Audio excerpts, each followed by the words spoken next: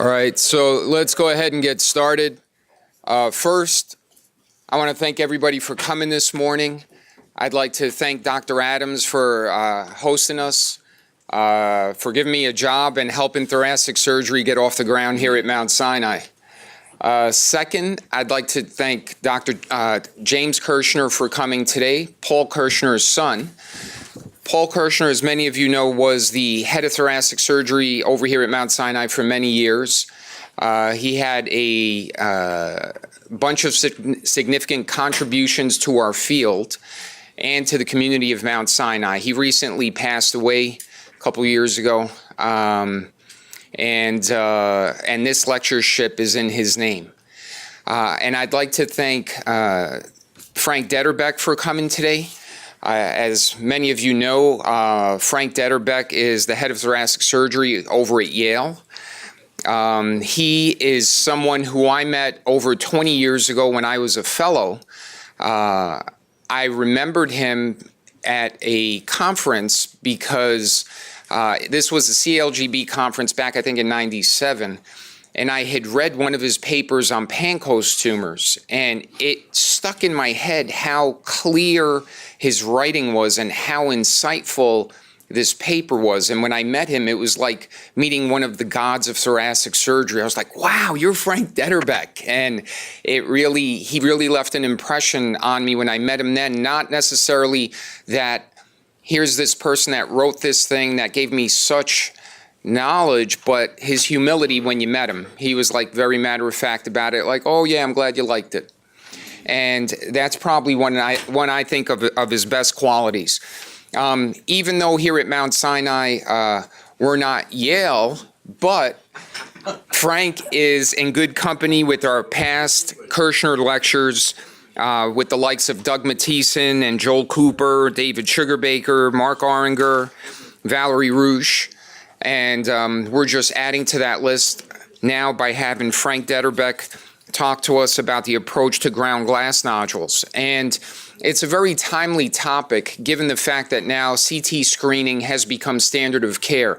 We're fortunate enough here at Mount Sinai to have the pioneers of CT screening, Claudia Henschke and David Yankelowitz. And this fits right into that whole new paradigm that we have in thoracic surgery. So, without further ado, Frank Detterbeck.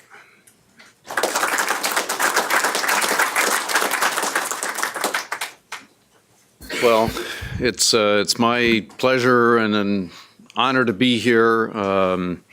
I did not know Dr. Kirschner, but I certainly knew of him, and I know a number of people in the room here, and certainly known Raja for a long time, and appreciate the invitation. So I'll give you kind of my thoughts about ground glass nodules, but I hope that we have some time for discussion because I would very much like to learn from people here about how you think about it. I continue to evolve in my thinking. I think that I'm evolving forward, but I'm continue to be challenged by trying to figure out how we manage this. So, couple of things that have influenced my thinking. So there's some evidence that not all ground glass nodules are the same, that there are some different developmental pathways, that there may be some that, I'll see if I can get this mouse to work here, there may be some that develop into AAH, but actually do not have the capacity to progress, and others that have the capacity to progress into invasive adenocarcinomas, and that, they have some different genetic mutations that are part of that. There probably are other pathways as well that lead to invasive adenocarcinoma, not just this pathway, and I think we see that clinically, or at least I think I see that clinically. I certainly see some cancers that seem to develop from ground glass nodules and others that seem to be solid spiculated things right from the beginning. So this is some of the data here. This is looking at partially ground glass nodules and looking at different histotypes and looking at the incidence of KRAS differentiation.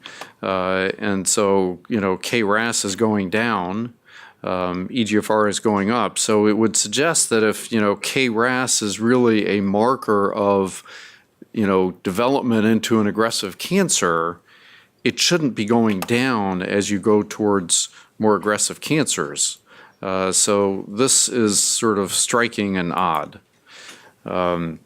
Also, the KRAS and EGFR are mutually exclusive, so that suggests that maybe there are different, pathways. And then these moderately or poorly differentiated adenos kind of follow a little bit of a different pattern, suggesting maybe there's a different pathway for these altogether. So that's one piece of data. Here's the data from another study that looked at nodules that grew versus nodules that did not grow, and clearly there's a difference in the mutational patterns there.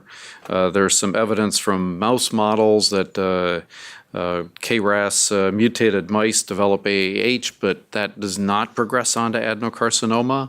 And EGFR mutated mice develop AAH, which progresses on to lepidic adenocarcinoma. So again, different avenue of research, but seems to have the same theme. There's another human study that was looking at nodules that are stable or nodules that are growing, and here the EGFR is maybe not quite as impressive, but the P53 is very different. So I think all of this to me suggests that all GGOs may not be exactly the same, and maybe we need to think about them a little bit differently and try to figure out which is which. So I think that they're not all destined to grow. Some of them perhaps don't. I don't know that we know that for sure, but I think so. So let's switch a little bit to some clinical data. So this is data from a study from 2013 where they followed GGO lesions for quite some time. So here up to 10 years. And you can see that there's a good number that did not change. And then there are some that did grow over time. So again, kind of suggesting maybe there are different populations here. So this is for all GGNs. They looked at just lesions less than a centimeter, looked at pure GGNs, but it's all the same pattern. So what is the natural history of GGNs? So this is all the data that I could put together from a number of studies that have looked at that. So you can do it just kind of by colors. You can say if it's becoming more solid, that's maybe a bad sign, so I put that in red. And if it's increasing in size, that's maybe also concerning, that's in orange. And if it didn't change, it's blue. So just kind of looking at this overall, you say, well, there's not that much red here. There's some. It's kind of variable. Now these are all kind of different studies and they selected patients differently, and so you have to kind of take it with a grain of salt. But if you look at the pure GGOs here, there's not all that much red there. When you get into the mixed lesions, that's where there's more. So you can also look at in studies where there was a period of observation, what was the final diagnosis? And so again, for pure GGOs, the final diagnosis of invasive adenocarcinoma in red, there's not all that much of it. Now this is back in a prior era when BAC still existed. That's of course been eradicated from the face of the earth. So there was some population of that. And again, it's a little bit higher in these mixed lesions. So this is another study that I found very interesting. This was just published very recently. So this was a prospective long-term study. These were patients that were recruited between 2000 and 2005 and then followed for 10 to 15 years. So remarkable prospective study. Pure or part solid GGOs less than 3 centimeters. They had a clear definition of what they defined as growth. And this is what they found. So they found that over time, most of these did not really change. So that's in white here. Especially when you look at the pure GGOs, there are not too many that progressed. more often when you had a part solid component or consolidated component, those were the ones that eventually progressed more often. And these progressed sort of within 3 years. And in this study, they suggested that maybe you only needed to follow them for 3 years because if they didn't change in 3 years, they weren't going to. I'm a little less comfortable with that, and I'll show you a little bit more data on it.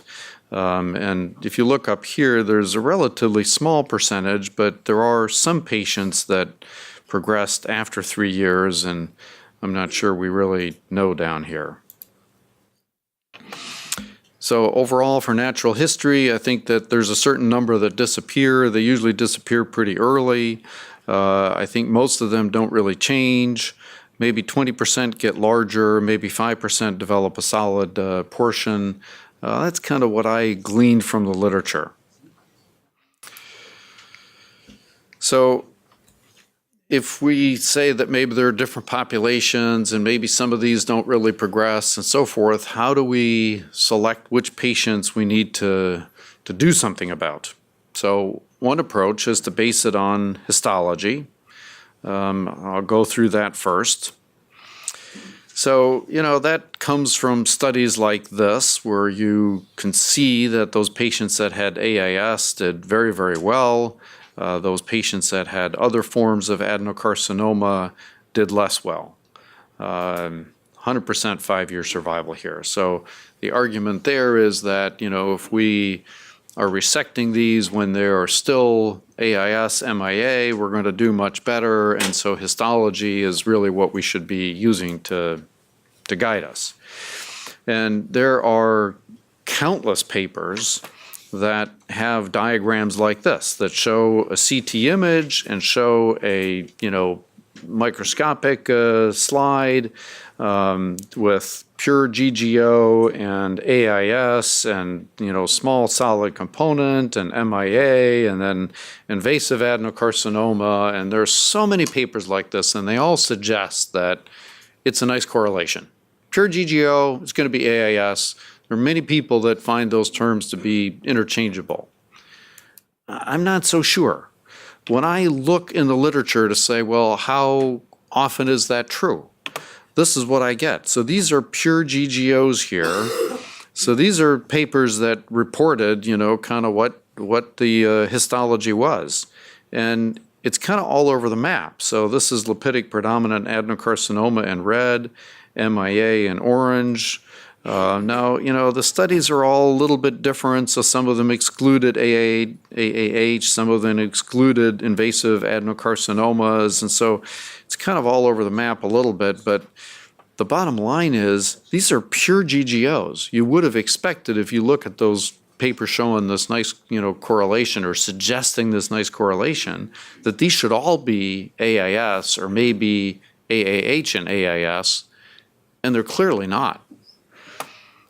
For the ones that are, part solid, there's certainly more invasive cancer perhaps, but again, there's a fair amount of AIS in here and a fair amount of MIA. So I don't think that the radiographic appearance really correlates all that well with the histology. I think we have to be careful.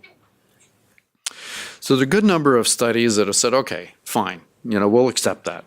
But let's look at other features. Let's not just look at, is this purely ground glass? Let's look at other things.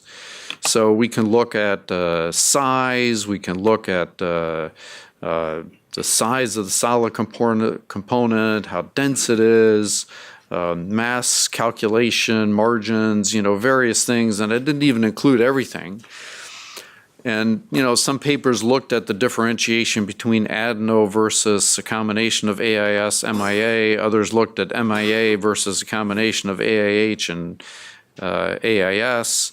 But the bottom line is, when I look at this, I don't walk away with the sense that we've clearly defined what are the features that tell us, based on the radiographic imaging, what the histology is going to be. I'm just not very comfortable that I really can make that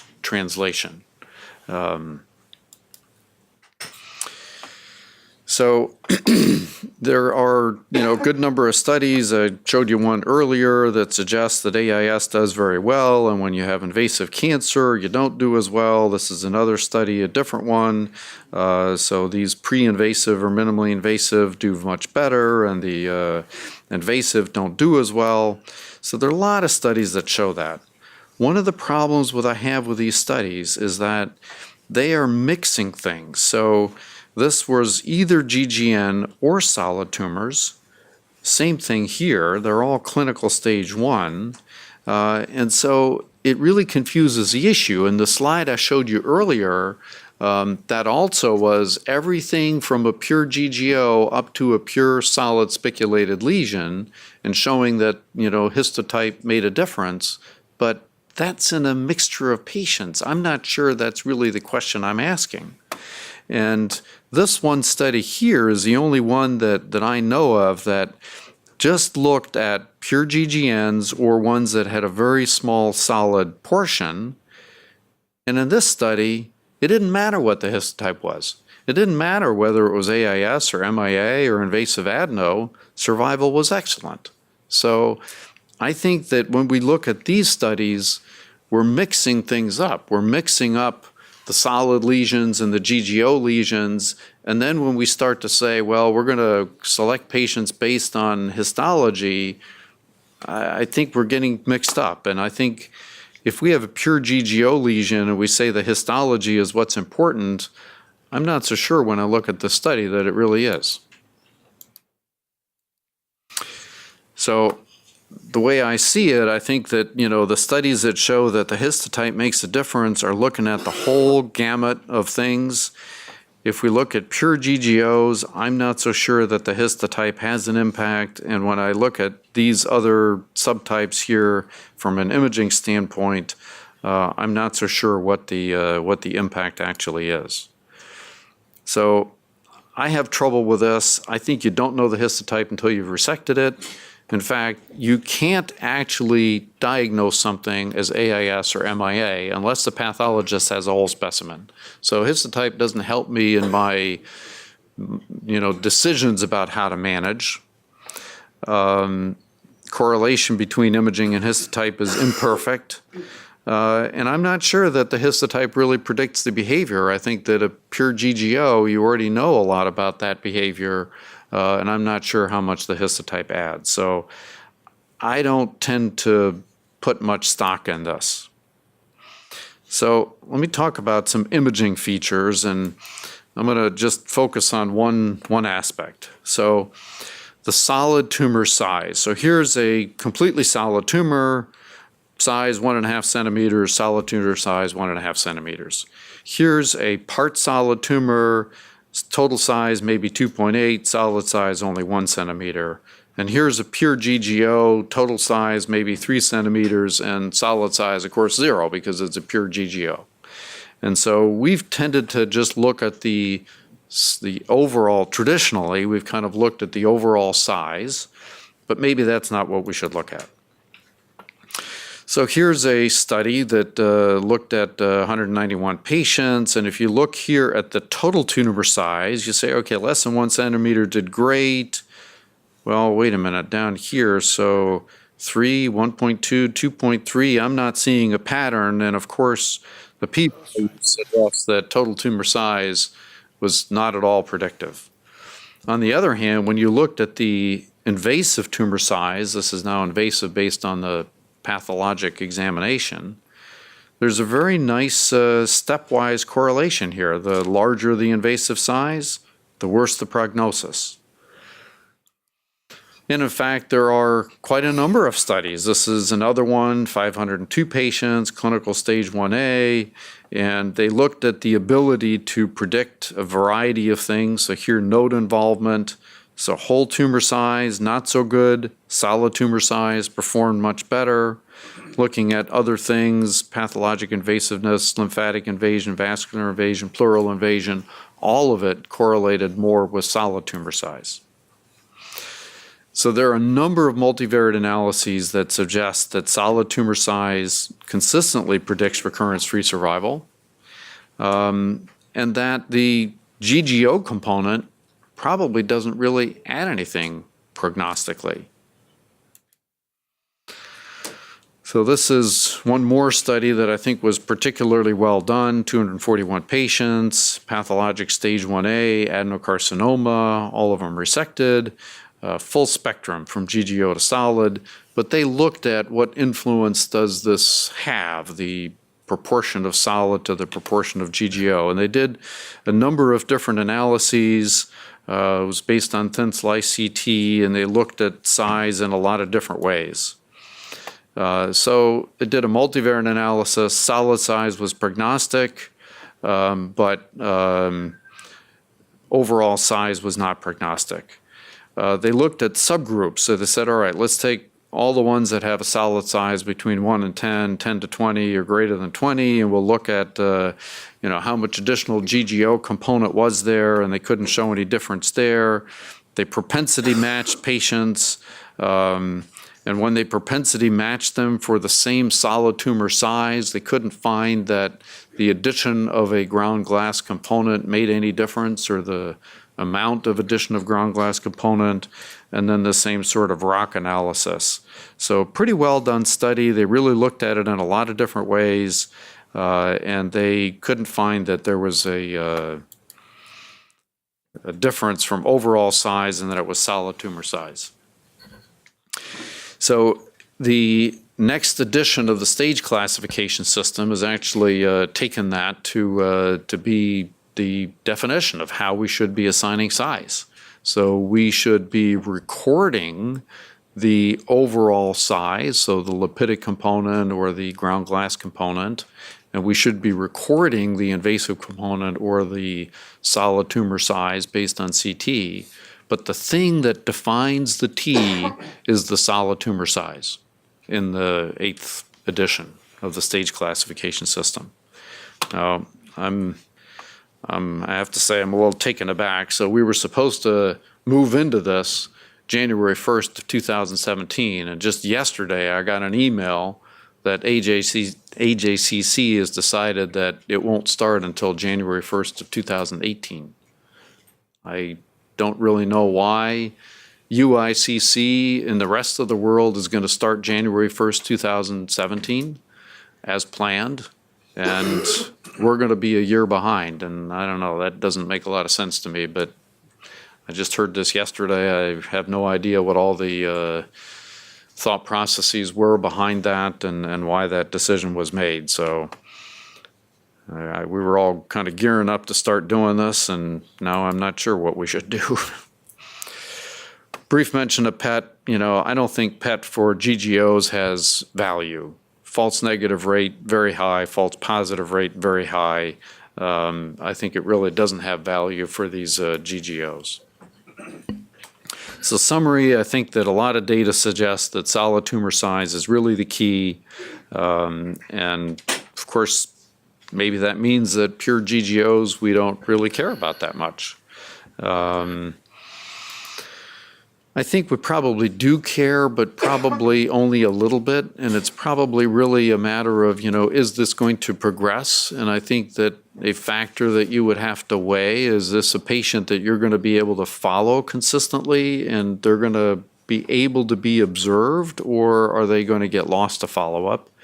I think you have to keep that in mind. So let's talk a little bit about observed behavior. If we're going to select patients based on how these lesions change over time, how do we do that?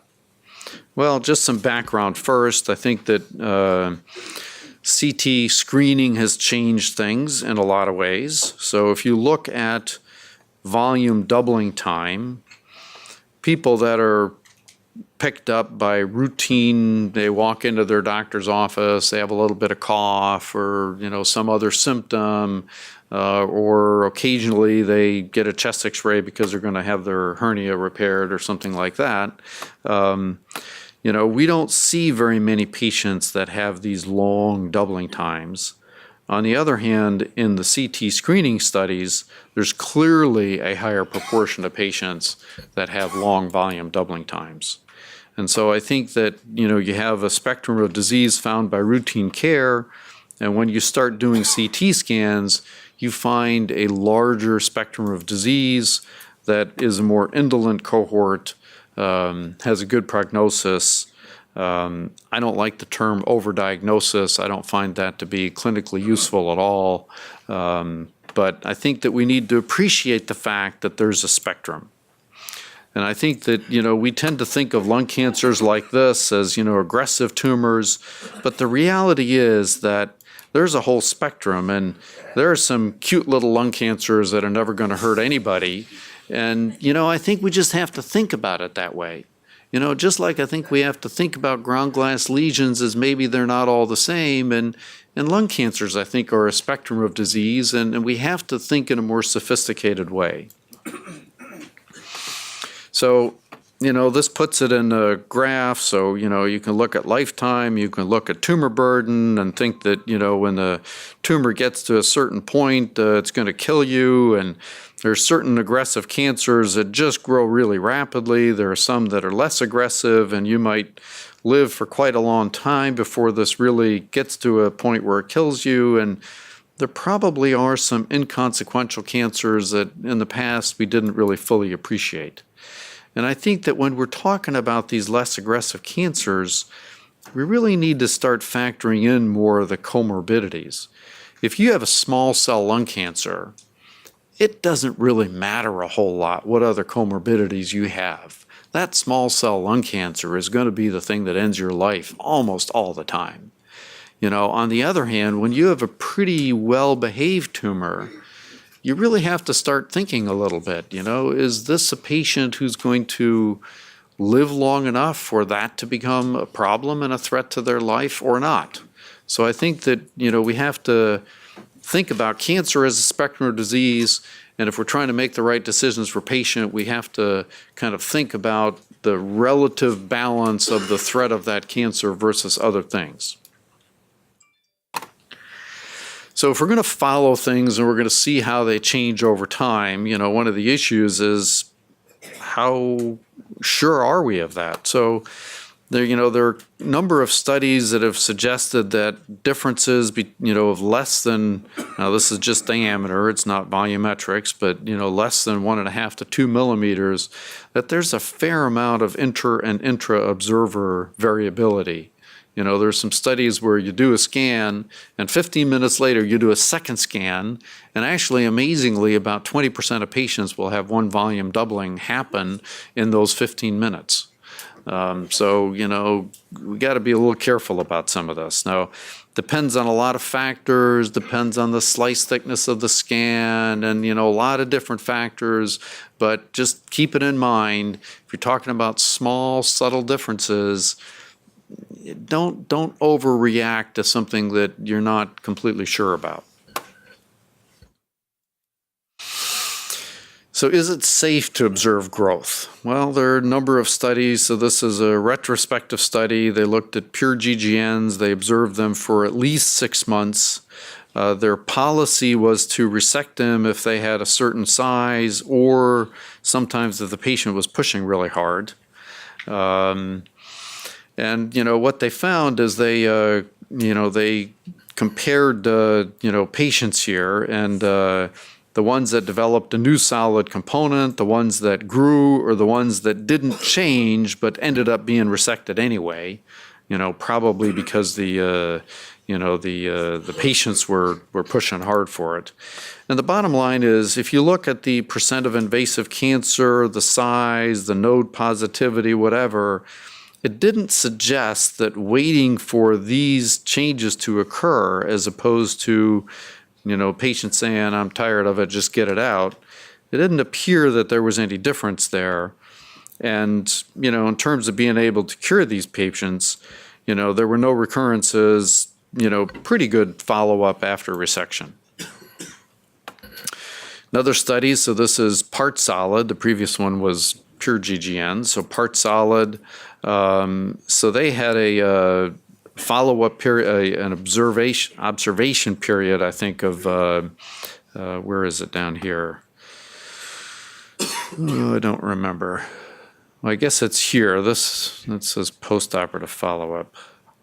well, I don't remember, but I think the observation period here was several years in median. And so, they also had a similar thing, invasive cancer, not really any different, no node positivity of those that, were resected at some point regardless, or those that, had some change. And again, with a pretty good follow-up, no difference in outcomes. So this is another study from Japan. So this one suggested maybe something a little bit different. So they looked at patients that were either pure or part solid. They, all grew. They observed a fairly linear rate of growth. This is sort of what they found. Now, in resection outcome, there were 10% that were node positive. So this is one study that makes me say, whoa. Maybe that's not so safe. Let's see, I'll try to go back here. Previous. But when I look at this study, so they called it part solid, even if it was 90% solid, but had a, 10% ground glass component. I don't know, I'm not so comfortable observing those lesions. I think that's a little bit of a different beast. The other thing is that they were defining solid component on mediastinal window and a 7 millimeter slice thickness to the CT. I don't know. So this is one study that suggested that, maybe there might be some nodal involvement, but I have some questions about their inclusion and how they did the study. The others don't suggest that. I showed you this slide earlier. What I didn't show you on this slide is that, of those that were finally resected, they were all stage 1A, essentially all stage 1A. And most of these, at least when these pure GGOs or mostly GGO lesions, most of these were AIS, MIA. So again, this was a study where they followed patients for 10 to 15 years, long-term follow-up, and eventually resected them based on some pretty solid criteria for it, and ended up with this sort of an outcome. So to me, that's pretty strong evidence that, it's okay to watch and wait for signs that you need to intervene. So this is another prospective study, which was a multi-center study not too long ago. It had over 1,200 patients, so a large study. So I like this study for a couple of reasons. So it was prospective, a lot of patients, multi-center, well done. So they had pretty good definitions of things. And I think this definition to me is very useful. So they defined lesions as either pure GGOs, as heterogeneous GGOs that they called consolidated on lung window, but no solid portion on mediastinal window, or part solid that meant there was a solid portion on mediastinal window. And they had, thin slice CTs. It was very well done. They had central review of the pathology and the radiology, very well done study. And they had pretty clear definition of what they called growth. So they said, less than 2 millimeters, too much intra-observer variability. We're not going to accept that. So well done study, well defined. And so this is what they found. So if you look at the overall size of the lesion, so this is the ground glass component growing over time here. So in a number of patients that they grew, but in a number of patients that didn't grow. And in the pure GGNs, not that many grew. It was more common in the ones that were either heterogeneous or part solid on mediastinal windows.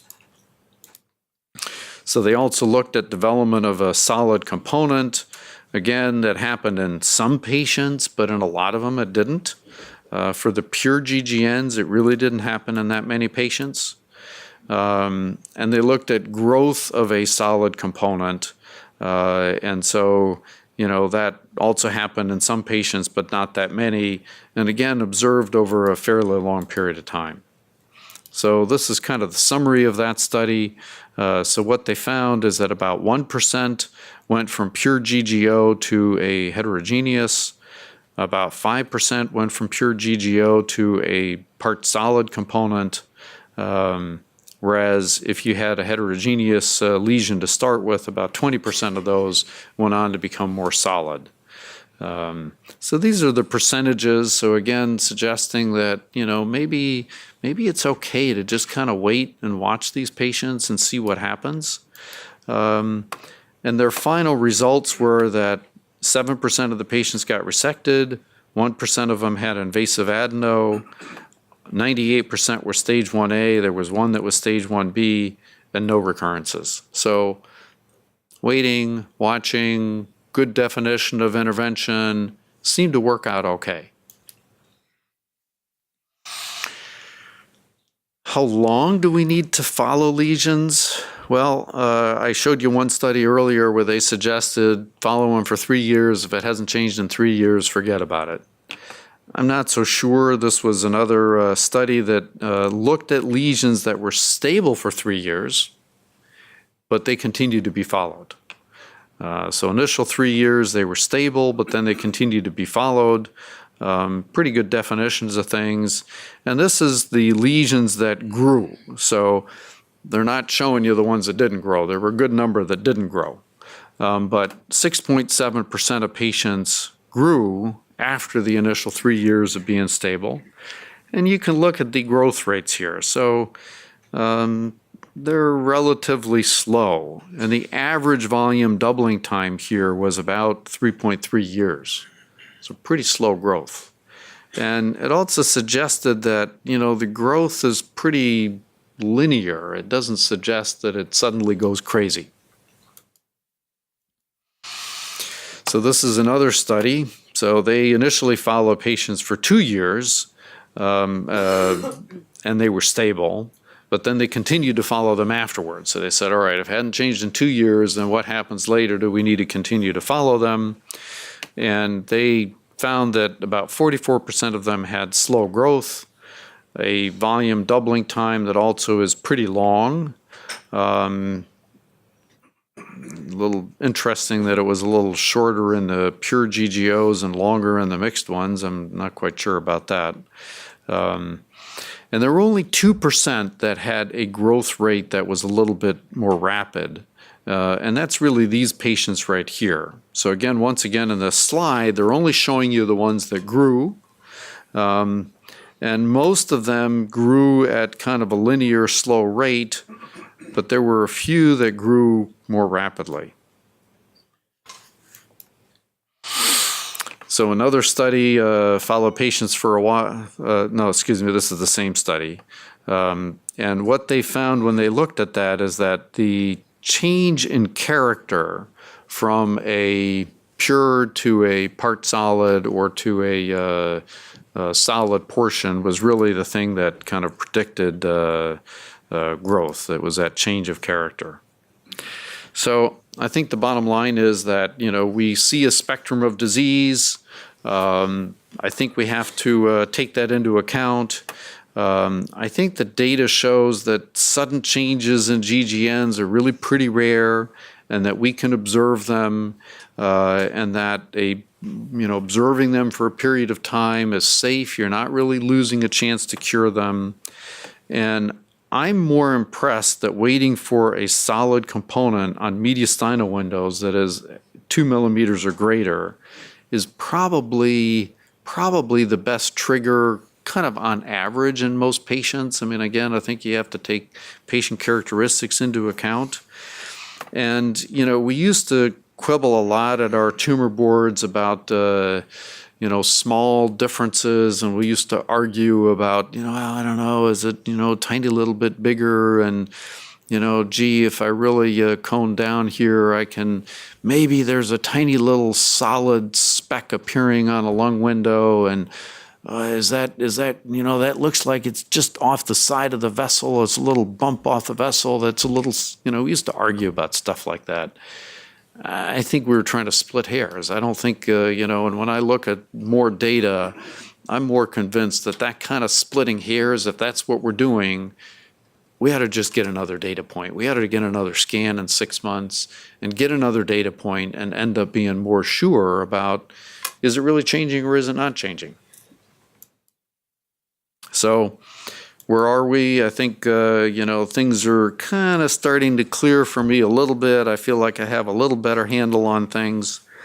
I think that for GGNs, most of them don't change. Some of them do change. I don't think that we can correlate the imaging with the histology very well. And I think that we really have to think about the histology a little bit differently too. I don't think we can say that an invasive adenocarcinoma in a pure GGO is, oh my God, that's that tiger of lung cancer that we're all too familiar with. I don't think it is. I think that that's still kind of on the spectrum of fairly well behaved. And I certainly have changed the way that I talk to patients. I don't really have too much trouble talking patients off the ledge. I talk to patients and, they say, well, but, I've got this GGO and, what if that's a cancer? And I kind of come out and tell them, I said, well, I think it probably is. If we took it out, I bet you the pathologist would say this is a cancer. But I think this is an inconsequential cancer. I think this is a well-behaved cancer. I don't think that it's something that's going to affect you. I think that, we know that we can watch this, and if it shows us signs that it's actually progressing, we have plenty of time to intervene, and we're not going to lose anything by watching it. So I come right out and say that, and I find it works very well. I find that I can talk people off the ledge very easily. I'm amazed. I mean, I just saw a lady the other day where, everybody was telling me, oh, this lady is so determined to have this out. You aren't going to be able to talk her out of it. And in 10 minutes, I had her happy saying, oh, okay, well, fine. But I think the key is they have to come back for follow-up. They have to be observed closely. I think you can't just let them go. So again, we have the spectrum of disease. We got really aggressive tumors like a small cell. I think the solid spiculated non-small cell lung cancers that we really tend to think of, are fairly aggressive tumors. And I think when we encounter these GGOs, I think that they're somewhere in this range. And in fact, some of them I think are going to continue to be just GGNs, and maybe there are markers that define that, and they're probably inconsequential. And others are going to develop these other sorts of markers and, probably require some intervention at some point, depending on patients and comorbidities. So I think we have to weigh these things. I think that we can observe them. I'm more convinced of a solid component. And I think we have to be a little bit careful about not splitting hairs and having enough data points to be sure about it. And so this is kind of my management policy at this point. But, I have to say this is a moving target, and I definitely have changed a lot over the last 15 years or so. So a pure GGN, I'd get a follow-up scan in a year. What would make me intervene? New solid area that is pretty definite, growth that is rapid. Now, we don't tend to see this very often, but, I don't really know what to do with this. I'm a little bit uncomfortable with it. Maximum dimension more than 3 centimeters. I'm starting to feel a little uneasy. I don't know how to think about that, but I would be a bit more inclined to say, well, maybe we should do something about it. Heterogeneous GGNs is something that shows up on lung windows but doesn't have a solid component on mediastinal windows. I would get a follow-up scan and I would see what happens to it. If it doesn't really change further, I would be comfortable observing that. But I think a good number of those will go on to change, develop a clear solid component on mediastinal windows or grow a fair amount. And if it has a part solid component, follow-up scan, but small solid component, I'd be willing to kind of watch that for a while. If it really doesn't change over the course of a year, maybe start to space it out a little bit more. But I think more often in these lesions, you're going to end up finding some growth and end up resecting those. So that's kind of my current thing. And I just sort of point out that I think you have to be careful. You know, if you're comparing a CT with 5 millimeter slices to a CT with 1 millimeter slices, all bets are off in terms of really talking about small changes in size or whatever. So I think you have to be a little bit careful when you're comparing scans to be pretty sure about, changes and not be fooled. So I'll stop there and hope we can have some discussion.